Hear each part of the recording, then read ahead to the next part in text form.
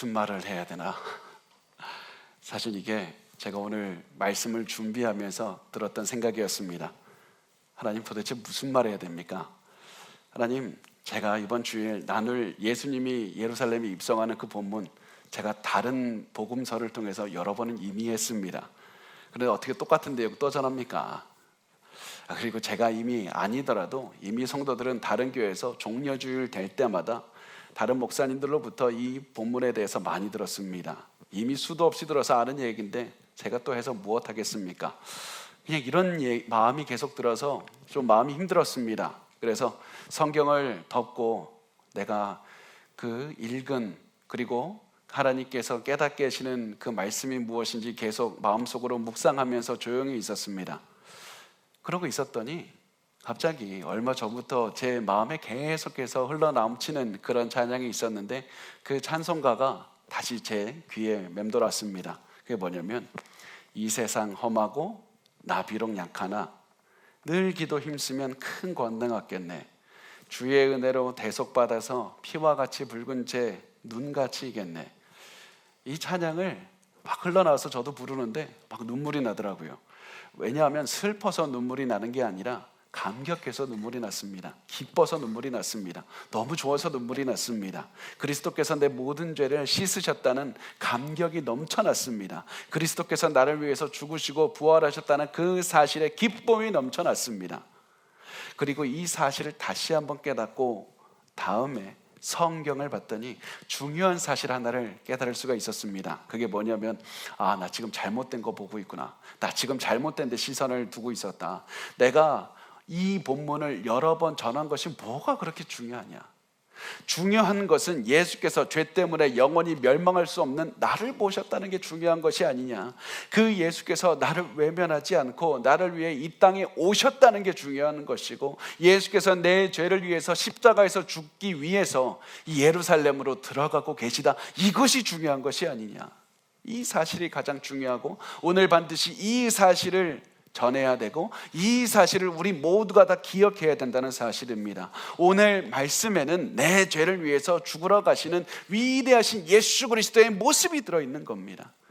내 죄를 위해서 창조주 하나님께서 인간의 몸으로 이 땅에 오셨고, 예수님을 나를 살리기 위해서 십자가로 걸어가신 겁니다. 여러분, 이것이 얼마나 위대하고 얼마나 감사한 모습입니까? 이것을 깨달았더니 제가 해야 될 것이 보였습니다.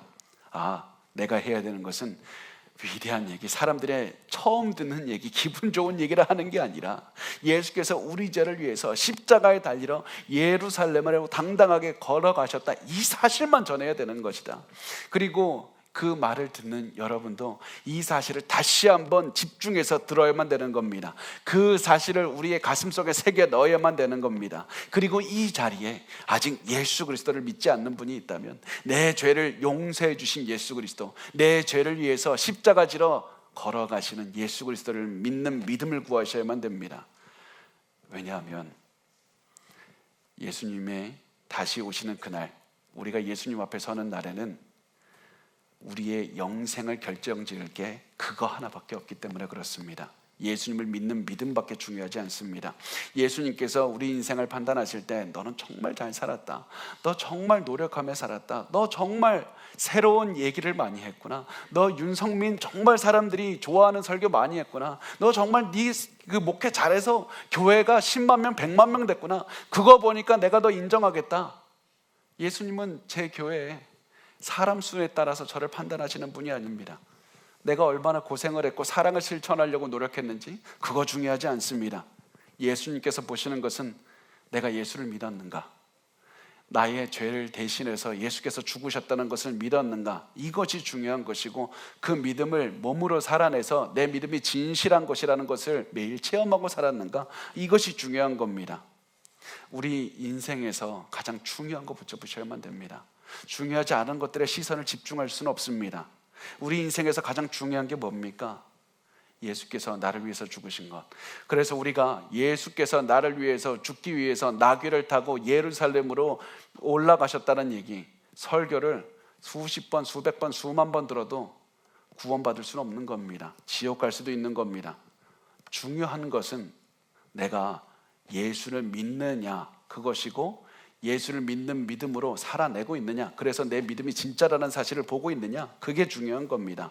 내 죄를 씻기 위해서 십자가로 걸어가시는 예수님이 내 가슴과 상관이 있어야 되는 겁니다. 내 죄를 씻기 위해서 가시는 예수 그리스도를 바라볼 때 내 마음에서 눈물이 나야 되고, 예수께서 나를 위해서 죽으셨다는 생각을 할 때마다 내 가슴에 계속 쳐야만 되는 겁니다. 기뻐야만 되는 겁니다. 우리 마음을 감격하게 해야 되는 겁니다. 우리가 정말로 즐거움을 체험할 수 있어야만 되는 겁니다. 여러분의 마음은 예루살렘 성으로 나귀 타고 가시는 예수의 모습을 보면서 무슨 생각하십니까? 많은 분들은 대답합니다. 아무 생각이 안 듭니다. 나하고 상관이 없습니다. 그게 나하고 무슨 상관입니까? 예수가 십자가로 가는 것을 믿으면 내 인생에 떡이 나옵니까? 밥이 나옵니까? 뭐가 나옵니까? 내 앞길이 막막한데 내가 무슨 여유가 있어서 예수를 믿습니까? 이렇게 우리가 말을 하는 이유는 죄를 용서받는 것이 우리에게 얼마나 중요한지 모르기 때문에 그렇습니다. 죄의 문제가 얼마나 심각한지 모르기 때문에 그렇습니다. 죄의 문제를 해결하지 않고 죽었을 때 결국 우리가 영원히 당하는 심판의 지옥불이 얼마나 무서운지 몰라서 그런 겁니다. 죄의 문제를 해결하는 것보다 더 큰 문제가 있다고 생각하기 때문에 그런 겁니다. 그래서 우리는 예수님에 대해서 생각할 때마다 이렇게 질문합니다. 예수를 믿으면 내가 실생활에 무슨 도움이 됩니까? 예수를 믿고 기도하면 당장에 내가 무슨 기적적인 능력이 생깁니까? 재정 문제가 해결이 됩니까? 내 갑자기 모든 문제가 다 사라지고 내가 즐거운 일들만 생깁니까? 이렇게 해서 우리 자꾸 시선을 주변으로, 나로, 내 모습으로 자꾸 끌고 옵니다. 내 주변, 내 몸, 내 마음을 보느라고 인생에서 중요한 것이 무엇인지 모르고 살아가고 있는 겁니다. 우리 죄의 문제가 얼마나 심각한 문제인지 모른다는 그 사실이 우리가 살아가는 데 있어서 가장 큰 문제인 겁니다. 우리의 가장 큰 문제, 또 겉으로 보기에 너무나도 잘 살아 보이는 그 우리 가족들의 문제는 예수를 믿지 않는 게 가장 큰 문제입니다. 죄의 문제가 해결이 안 된 게 문제입니다. 그래서 지금 가장 해결해야 되는 문제는 우리 가정 행복하게 살고 우리 가정 건강하게 사는 게 중요한 게 아니라 예수를 믿고 죄의 문제를 지금 해결해야 되는 겁니다. 그게 가장 급선무입니다. 그리고 저는 하나님께서 저를 목회자로 부르신 이유가 반드시 제가 이것이라고 확신합니다. 저는 제 거울을 볼 때마다 압니다. 저도 얼굴이 잘생기질 않고 똑똑하지도 않고요, 또 말 잘하는 재주도 없고, 여러분 제가 노래 부를 때마다 아시겠지만 저 노래도 잘 못합니다. 그래서 하나님께, 하나님 왜 저 부르셨습니까? 왜 저를 하필 접니까? 평신도들 중에도 보면 저보다 능력 있는 사람 많습니다. 다른 유능한 목사님들 보면 저분들은 정말 대단한 분들이다. 저분들에 비해 볼 때 난 아무것도 아닌데 저거 왜 불렀습니까? 그렇게 질문할 때마다 깨닫게 하시는 것이 무엇이냐면 너가 정말 아무것도 없기 때문에 불렀다는 겁니다. 내가 아무것도 할 수 없기 때문에 너가 할 수 있는 것이 무엇이냐? 예수 복음 전하는 것밖에 없는 것이다. 너가 할 수 있는 것은 예수 그리스도의 복음, 그리스도께서 사람들을 위해서 죄를 대신해서 십자가에서 죽으셨다, 그것만 전해야 되는 것이다. 너는 너무나도 당연하고 평범해서 지금까지 이름 없는 수 없는 설교자들이 전했던 그거를 반복하라. 그 말씀을 온전하게 전하라. 너는 그것만 전하면 너의 사명이 되는 것이다 라는 것을 계속 깨닫게 하셨습니다. 그래서 오늘 말씀을 준비하면서 저 또한 계속 다짐했습니다. 나는 오늘 그 평범한 복음을 다시 또 전할 것이다. 나는 오늘 나의 죄와 우리의 죄를 위해서 십자가로 가기 위해서 예루살렘에 들어가신 예수 그리스도의 복음을 전할 것이다. 그래서 제가 그 복음을 전할 때 여러분 오늘 말씀을 들으면서 예루살렘으로 올라간 예수의 십자가만 생각하시기 바랍니다. 우리가 가장 가진 치명적인 문제인 죄의 문제를 해결하기 위해서 예루살렘으로 올라가신 예수의 모습을 기억하셔야만 됩니다. 그 모습에 집중하셔야만 됩니다. 내가 지금 가지고 있는 여러 상처나 아픔과 두렵게 만드는 많은 질병의 문제가 아니라 예수 그리스도의 모습을 바라봐야만 됩니다. 그리고 그 모습에 집중하시고 예수 그리스도의 모습을 보시고 감탄하시고 가슴이 뛰셔야만 됩니다. 기뻐하게 해달라고 기도하셔야만 됩니다. 그것이 우리가 설교를 들으면서 할 수 있는 전부입니다. 그리고 그 전부를 행할 때 우리의 삶은 바뀌기 시작할 겁니다. 다른 문제들을 이겨낼 힘이 바로 그때부터 생기는 겁니다. 삶의 변화가 일어나기 시작합니다. 왕의 모습으로 당당하게 십자가를 지러 올라가는 예수 그리스도를 제대로 믿기만 해도 우리 인생은 변합니다. 그 믿음 하나만 제대로 가져도 우리의 마음은 온전하게 변할 것이고 우리의 삶 전체가 변하게 되는 겁니다. 예수를 믿으십시오. 복음을 믿으십시오. 그 예수 그리스도는 오늘 이 예루살렘으로 왕으로서 올라가기 위해서 지금까지 많은 것들을 행하셨습니다. 그리고 그 예수께서 지금까지 행하신 많은 기적들 중에 하나가 무엇이냐면 죽은 나사로를 살리셨다는 것이었습니다. 나사로를, 죽은 사람을 살렸다는 그 소식은 삽시간에 굉장히 많은 곳으로 퍼져서 굉장히 수많은 사람들이 나사로를 보러 왔고, 나사로를 보고 나사로의 냄새도 맡고 나사로가 어떻게 생겼는지도 보면서 예수 그리스도를 믿게 되었습니다. 예수 그리스도 주변으로 몰려들었습니다. 예수님과 함께 예루살렘으로 올라가는 사람들의 숫자도 계속 엄청나게 늘어났습니다. 사람들의 수가 늘어나면 늘어날수록 예수의 소문은 더욱더 많이 퍼집니다. 계속해서 올라갑니다. 그런데 이럴 때 예수께서 감람산 베다니 벳박에 오셨고, 예수께서는 이때 근처 마을로 제자들을 보내십니다. 마가복음 11장 1절에서 3절은 말씀합니다. 이 예루살렘에 가까이 와서 감람산 벳박에와 베다니에 이르렀을 때 예수께서 제자 중 둘을 보내시며 이르시되 너희는 맞은편 마을로 가라.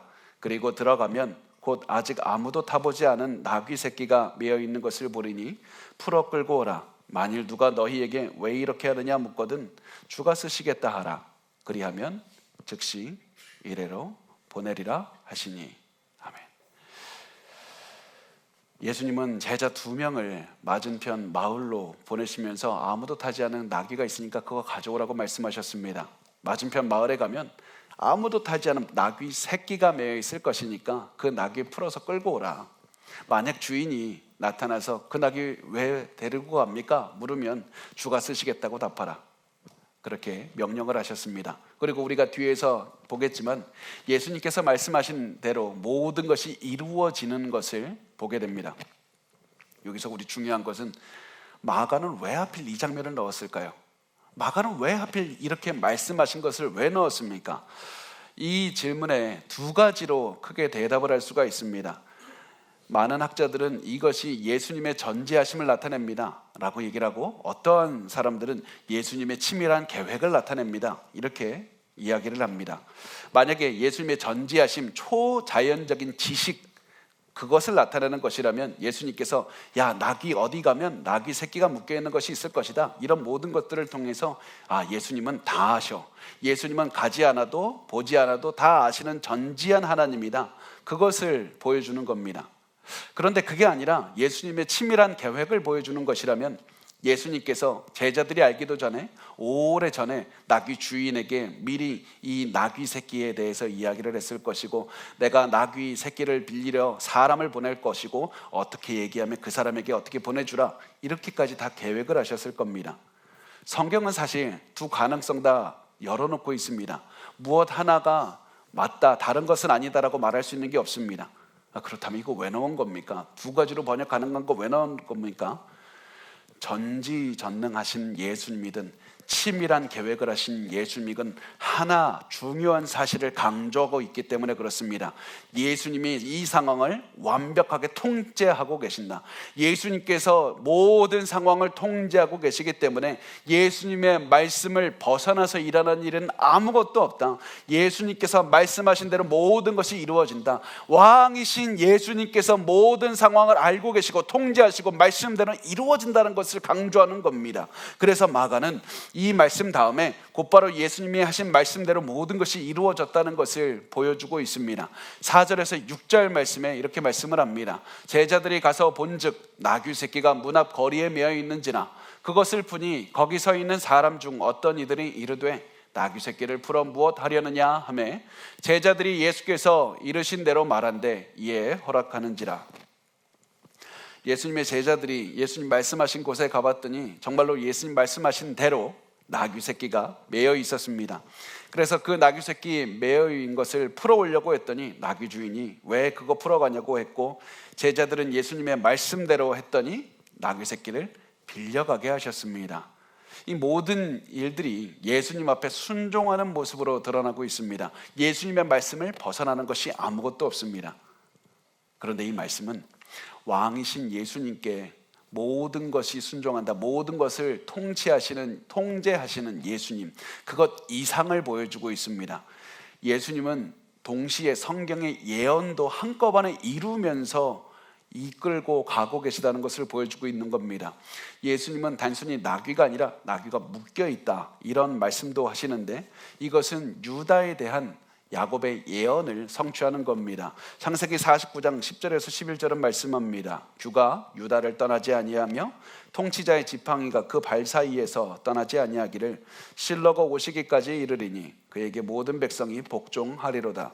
그의 나귀를 포도나무에 매며 그의 암나귀 새끼를 아름다운 포도나무에 맬 것이며 또 그 옷을 포도주에 빨며 그의 복장을 포도즙에 빨리로다.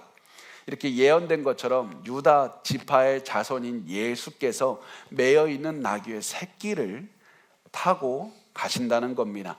창세기에 기록된 야곱의 예언을 성취하십니다. 그런데 예수님은 이 예언만 성취하는 게 아닙니다. 다른 예언도 성취합니다. 메시아에 대한 굉장히 중요한 예언인 스가랴서 9장 9절 말씀도 성취합니다. 스가랴서 9장 9절 말씀이 이렇게 써 있습니다. 우리 같이 읽어보겠습니다. 시작. 시온에 따라 크게 기뻐할지어다. 예루살렘에 따라 즐거이 부를지어다. 보라, 내 왕이 내게 임하시나니 그는 공의로우시며 구원을 베푸시며 겸손하여서 나귀를 타시나니 나귀의 작은 것 곧 나귀 새끼니라. 아멘. 예루살렘에 오실 왕은 나귀를 타고 오십니다.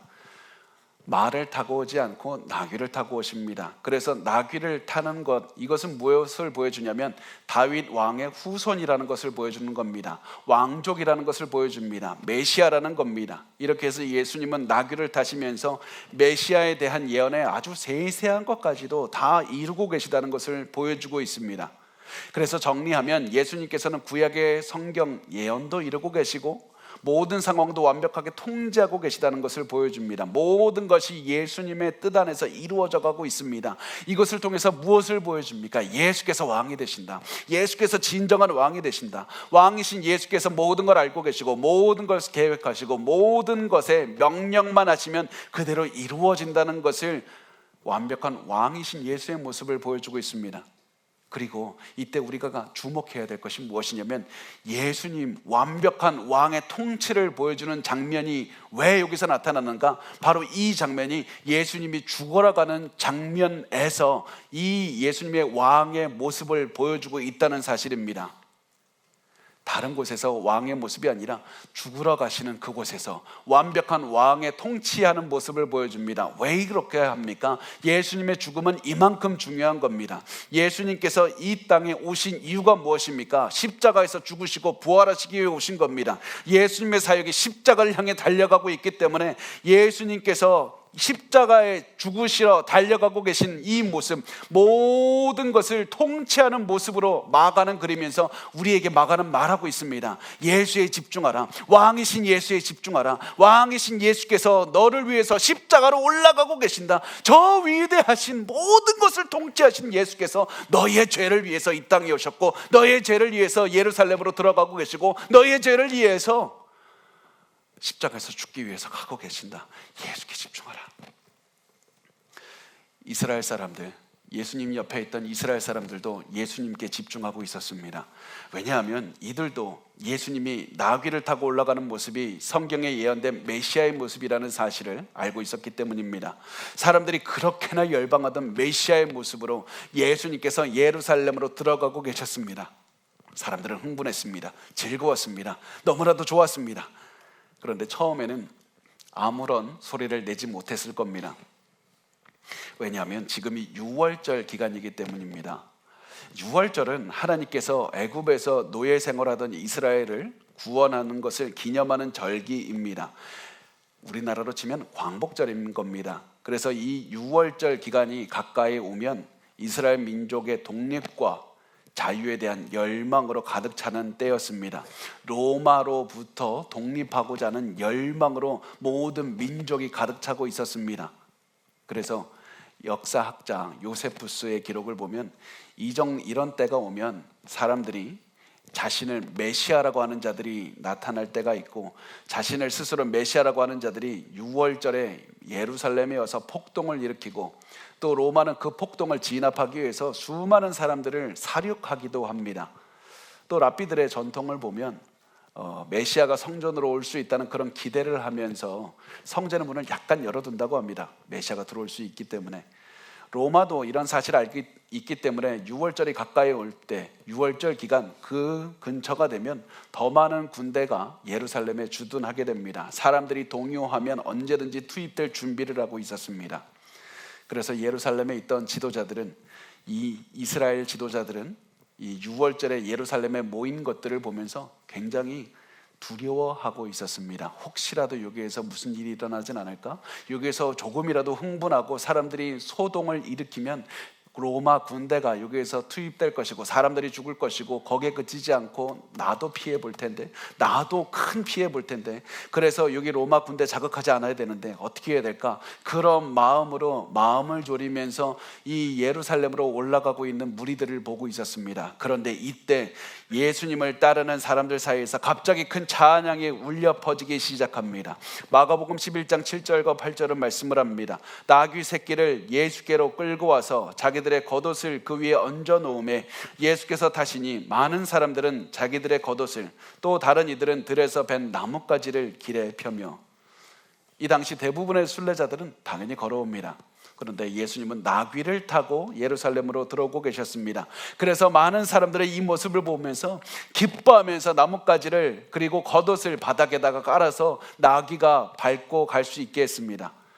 그 당시에는 길이 너무나도 안 좋았기 때문에 노새가 조금 더 그 나귀가 걷기 좋게 하려고 겉옷과 나뭇가지를 깔았던 겁니다.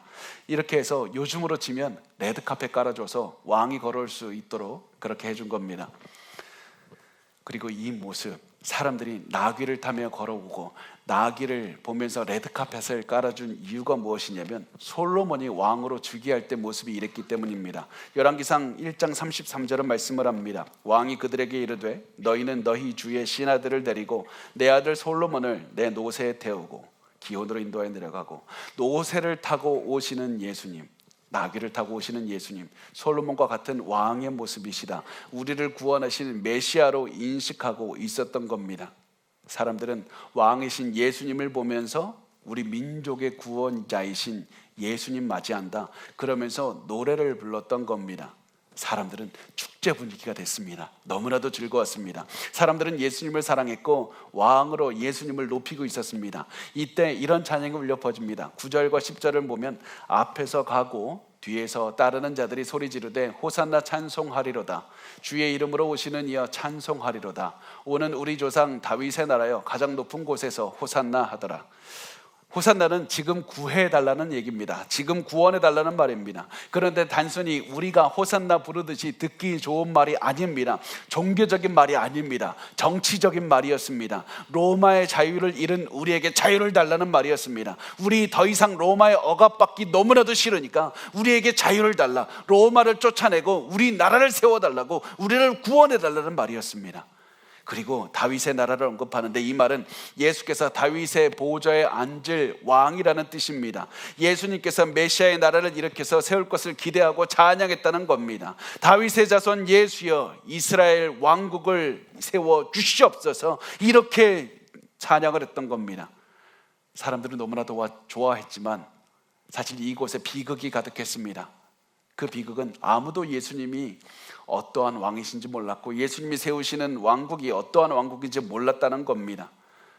왜 그러냐면 그 근본에는 자신의 죄가 얼마나 큰지 몰랐기 때문에 그렇습니다. 예수님이 죄의 문제를 해결하기 위해서 십자가에서 죽으셔야 할 만큼 그렇게 죄가 심각하다는 사실을 몰랐던 겁니다. 이들은 단지 내가 있는 이 정치적인 문제, 이 로마만 치우면 내 삶이 좋아질 것이라고 생각했습니다. 그런데 그들의 피상적인 문제를 해결해서는 아무것도 바뀔 수가 없었습니다. 바로 이들의 죄의 문제를 해결해야 진정한 구원을 이룰 수가 있었습니다. 이것은 우리에게도 동일하게 적용됩니다. 우리도 예수님을 찬양하고 예수님께 온갖 미사여구를 쓰면서 예수님께 기도할 수 있습니다. 그런데 동시에 예수를 모를 수도 있는 겁니다. 그래서 우리 진정으로 우리 스스로에게 질문해야만 됩니다.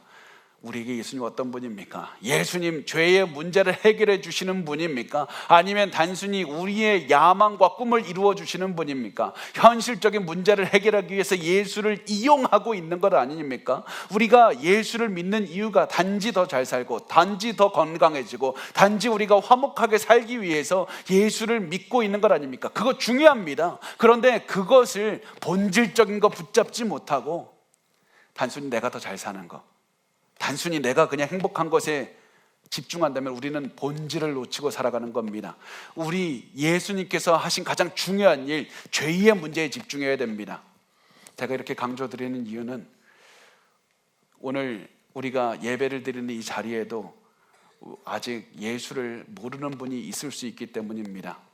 분명히 우리 같이 찬양을 드리는데, 같이 기도하는데 예수가 나를 위해서, 내 죄를 위해서 죽었다는 사실이 머리로 아는데 가슴으로 믿지 못하는 분이 있을 수 있기 때문에 그렇습니다.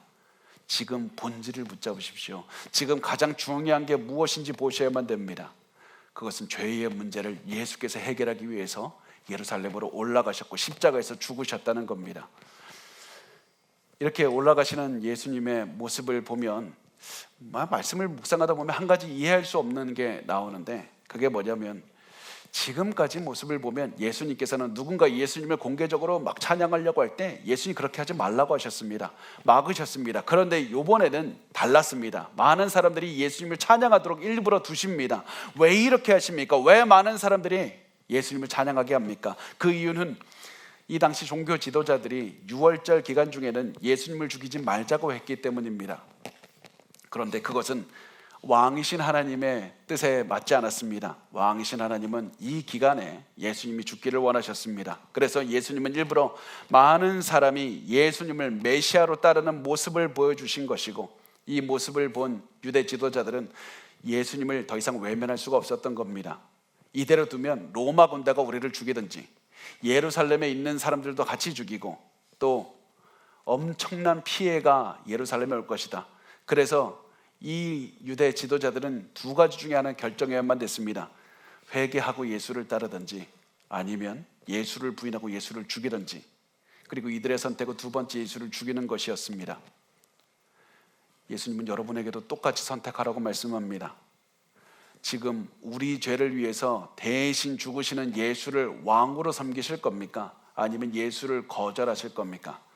많은 분들이 너무나도 크게 가슴 아픈 것은 둘 다 선택하고 싶어 합니다. 예수를 왕으로 선택하지 않으면서 예수를 믿고 살고 싶어 합니다. 예수를 따라 살기를 원치는 않지만 예수를 믿고 영생을 얻고 싶어 합니다. 이 두 개는 존재가 같이 있을 수 없는 겁니다. 예수를 믿고 나의 전부를 들여서 왕으로 믿고 항상 평생을 순종하며 살든지, 아니면 예수를 믿지 않고 예수와 상관없이 살든지, 둘 중에 하나만 선택할 수 있습니다. 여러분은 예수를 왕으로 믿고 살아가고 있습니까? 만약에 그렇다면 여러분의 삶에서 그 믿음이 드러나고 있습니까? 우리의 몸을 통해서 예수를 믿는 그 믿음의 증거가 드러나고 있습니까? 여러분의 선택을 삶을 통해서 드러내셔야만 됩니다. 예수가 여러분의 왕이라는 사실을 몸을 통해서 드러내야만 되는 겁니다. 우리가 반드시 예수를 믿고 있는지 볼 때 우리가 기억해야 되는 것이 있습니다. 진짜로 우리가 예수를 믿고 있다면, 예수로 왕으로 모시면서 살고 있다면 우리 그렇게 죄짓고 살 수 없다는 겁니다. 예수를 왕으로 모시면서 우리 가슴 속에 그렇게 다른 사람 증오할 수 없는 겁니다. 다른 이들에 대해서 악한 말을 쏟아낼 수 없는 겁니다. 질투하고 시기할 수 없는 겁니다. 혼자 있을 때 그렇게 음란물 볼 수 없는 겁니다. 남들이 보지 않는다고 해서 온갖 악한 짓들을 다 할 수 없는 겁니다. 예수가 나의 왕이면 내 인생은 그렇게 살 수 없는 겁니다. 예수가 여러분의 왕인지 아닌지 그거를 저한테 대답하거나 여러분의 가족과 그렇게 대답하는 거 중요하지 않습니다. 저도 우리 가족과 있어 보면 우리 가족을 속이는 거 너무나도 쉽습니다. 예수의 눈을 속이는 건 불가능합니다. 나에게 인정받고 다른 사람들에게 인정받는 거, 그런 거 다 중요하지 않고 예수께 인정받는 인생을 사셔야만 됩니다. 예수께서 보실 때 너는 정말 예수님을 왕으로 섬기고 산다는 그런 삶을 사셔야만 됩니다.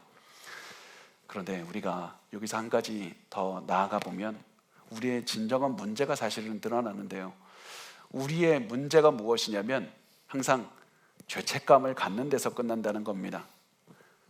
그래요, 내가 주일에 오면 알겠습니다. 설교 들으면 알겠습니다. 내가 죄인입니다. 나 죄가 있고 예수를 왕으로 섬기지 못합니다. 이 죄책감을 갖습니다. 그래서 내가 나 이렇게 살면 안 되는데 그 마음을 하고 집으로 돌아가는 순간 모든 것을 잊어버립니다. 이 일주일 내내 살아갑니다. 그러다가 다음 주일에 와서 난 역시 죄인입니다. 그리고 나는 죄인이라서 나는 아직도 예수를 왕으로 섬기지 못합니다. 그 마음으로 죄책감을 갖고 또다시 집으로 가고 또다시 일주일 동안 아무렇지도 않게 살아가다가 또다시 오고, 이것을 수십 년 반복하다가 죽는 것이 너무나도 많은 분들의 인생의 모습입니다. 죄책감을 가져서는 구원을 얻을 수가 없습니다. 죄책감을 가진다고 우리가 영생을 얻을 수는 없는 겁니다. 죄책감을 갖고 있다는 것은 그것으로는 우리가 그냥 죽음을 향해 달려가고 있는 겁니다. 여러분, 우리가 예수를 왕으로 섬기지 못할 때 가져야 되는 것은 죄책감을 갖는 게 아니라 회개하는 겁니다.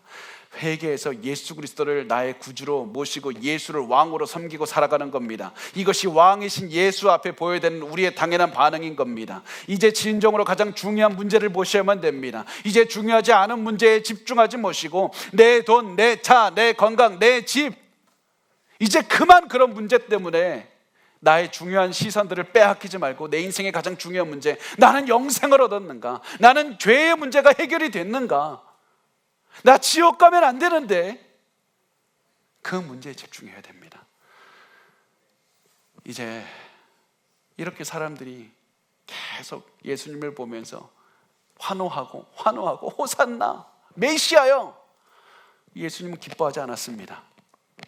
예수님께서는 그들의 마음을 알고 계셨기 때문에 오히려 슬펐고 외로웠습니다. 예수님의 이런 모습을 이 11절에서 잘 보여주고 있습니다. 예수께서 예루살렘에 이르러 성전에 들어가사 모든 것을 둘러보시고 때가 이미 저물매 12제자를 데리시고 베다니에 나가시니라. 모든 사람의 환호가 있다가 갑자기 조용해집니다. 예수님과 제자들이 성전에 들어가는데 성전은 어둑어둑합니다. 아무도 없습니다. 아무 사람의 말소리도 들리질 않습니다. 마가는 예수님이 어떤 말을 했는지 기록하지 않습니다. 단지 제자들이 예수님과 조용히 있다가 그냥 돌아가는 것밖에 없습니다. 예수님께서 여기서 무슨 생각을 하셨을까? 많은 신학자들이 고민합니다. 그 중에 하나, 저도 그렇게 생각하는 것이 무엇이냐면 이 성전을 둘러보시면서 하나님께 순종하지 않은 수많은 사람들을 보셨을 겁니다. 매일 예배드리고 나는 예배의 의식에 참여한다고 하면서도 결국에서는 하나님을 제대로 믿지 못하고 하나님을 왕으로 섬기지 못하고 평생 자기 마음대로 자기 의의로 나 이 정도 살면 괜찮다라고 생각하며 살아가는 사람들, 그 사람들을 보면서 아파하셨을 겁니다. 결국 예수님께서 보신 것, 시간이 지나서 서기 70년에 예루살렘 성전은 무너지게 될 것이고 수많은 사람들은 죽게 될 것, 그것을 보고 슬퍼하셨을 겁니다. 그래서 예수님께 대해서 누가복음 19장 42절에서 44절은 말씀합니다. 이르시되 너도 오늘 평화에 관한 일을 알았더라면 좋을 뻔하였거니와 지금 내 눈에 숨겨졌도다. 날이 이를지라 내 원수들이 토둔을 쌓고 너를 둘러 사면으로 가두고 또 너와 및 그 가운데 있는 내 자식들을 땅에 메어치며 돌 하나도 돌 위에 남기지 아니하리니 이는 내가 보살핌 받는 날을 알지 못함을 이남이니라 하시니라. 결국 예루살렘은 70년에 엄청난 공격을 받게 되고 모든 것이 무너져 버리게 됩니다. 많은 사람들이 학살당하게 됩니다. 예수님 결국 슬픈 마음으로 성전 밖으로 나가서 베다니로 돌아가셨습니다. 성전이 예수님의 집이어야 되는데 아직 성전이 예수님의 집이 아닙니다. 하나님의 집이 아니라 아무도 준비가 되질 않았습니다. 아무도 예수님이 누군지를 모릅니다. 그래서 예수님 다시 성전 밖으로 나가셨습니다. 이것이 혹시 우리 교회의 모습은 아닙니까? 혹시 여러분의 마음의 모습은 아닙니까? 우리 마음 아니면 우리 교회가 예수님을 찬양하는 소리로 가득하지만 아무도 예수님이 누군지 잘 몰라서 예수님께서 오셨다가 밖으로 나가는 그런 교회는 아닙니까? 우리 진정으로 예수 믿어야 됩니다. 왕이신 예수님께 집중해야 됩니다. 그렇게 얘기를 하면 지금도 마음속에서 이런 분들이 있을 겁니다. 예수 믿는 거 사치입니다. 나 사치입니다. 내가 인생이 얼마나 힘든지 압니까? 내가 얼마나 불쌍한 인생 사는지 압니까? 내가 지금 몸이 아프고 돈도 없고 남편은 나를 힘들게 하고 아무도 나를 인정하지 않습니다. 내가 해결해야 되는 문제가 너무 많습니다. 이 문제 해결되면 예수 믿을지 아닐지 결정하겠습니다. 여러분, 중요한 것에 집중해야 됩니다. 지금 우리가 우리의 시선을 분산시키는 그 모든 것들보다 가장 중요한 문제, 죄의 문제를 인식해야 됩니다. 이 땅에서 잠깐 우리를 힘들게 하는 문제 말고 우리를 영원히 멸망시킬 죄의 문제가 얼마나 심각한지 인식하셔야만 됩니다. 그리고 절실한 마음으로 예수를 믿으셔야만 됩니다. 예수를 믿어야만 됩니다. 예수 그리스도를 믿으면 아까 제가 언급한, 말씀 시작할 때 언급한 찬양의 의미가 무엇인지 알게 될 겁니다. 이 세상 험하고 나 비록 약하나 늘 기도 힘쓰면 큰 권능 얻겠네. 주의 은혜로 대속받아서 피와 같이 붉은 죄 눈같이 이겠네. 예수가 나의 왕이 되면, 내 모든 죄의 문제가 해결되는 겁니다. 예수가 나의 왕이 되는 순간 내가 그때부터 예수 그리스도의 능력으로 살아내는 겁니다. 창조주이신 예수께서 내 가슴 가운데 계신다는 게 어떤 건지 여러분 상상이나 할 수가 있겠습니까? 예수의 능력으로 내가 살아내기 때문에 모든 것을 이길 수가 있는 겁니다. 내 인생 전체가 바뀌는 겁니다. 더 이상 한숨 쉬지 않게 됩니다. 기쁨으로 살아가는 겁니다. 예수가 나의 왕이어야만 됩니다. 그래서 아직 예수를 믿지 못하는 분이 있다면 예수께 여러분의 마음을 드리십시오.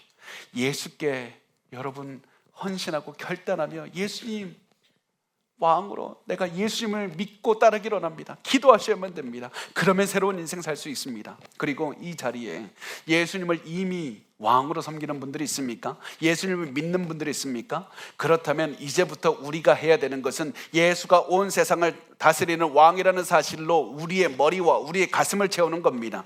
내 안에 사는 예수가 온 세상의 왕이 되신다는 사실에 집중해야 됩니다. 여러분의 죄에 집중하지 마십시오. 문제에 집중하면 안 됩니다. 음란함에 집중하면 안 됩니다. 나를 힘들게 만드는 그 사람에 집중하면 안 되고 나의 상처에 집중하는 것이 아니라 나를 위해서 죽으신 예수 그리스도로 여러분의 머리를 채워야만 됩니다.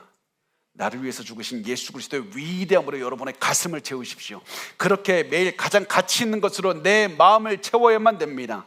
나를 이 문제에서 구원해달라는 기도도 당연히 해야 되지만 더 중요한 건 예수님의 위대함을 찬양하고 모든 질병을 고치는 예수 그리스도의 놀라운 사랑을 찬양하며 기도해야 됩니다. 복음의 아름다움이 여러분의 가슴을 채울 때 우리 놀라운 삶을 살 수가 있기 때문에 그렇습니다. 그러면 그때 변화된 인생 살 수 있습니다. 마지막으로 제가 오늘 말씀을 준비하면서요, 예수님은 어떤 마음으로 나귀를 타고 가셨을까, 그 마음을 한번 생각을 해봤는데, 예수님께서 예루살렘으로 가시면서 여러 가지 생각 중에 이 생각이 있었을 것 같습니다. 내가 하루 십자가에서 죽을 날이 하루 더 가까이 왔구나. 내가 하루 더 십자가에 가까이 가게 됐구나. 예수님도 십자가에서 죽는 고통 피하고 싶었습니다. 완벽한 인간이시기 때문에 죄를 짓진 않으셨지만 모든 인간의 유혹을 느낀 예수님께서는 그 고통 피하고 싶으셨습니다.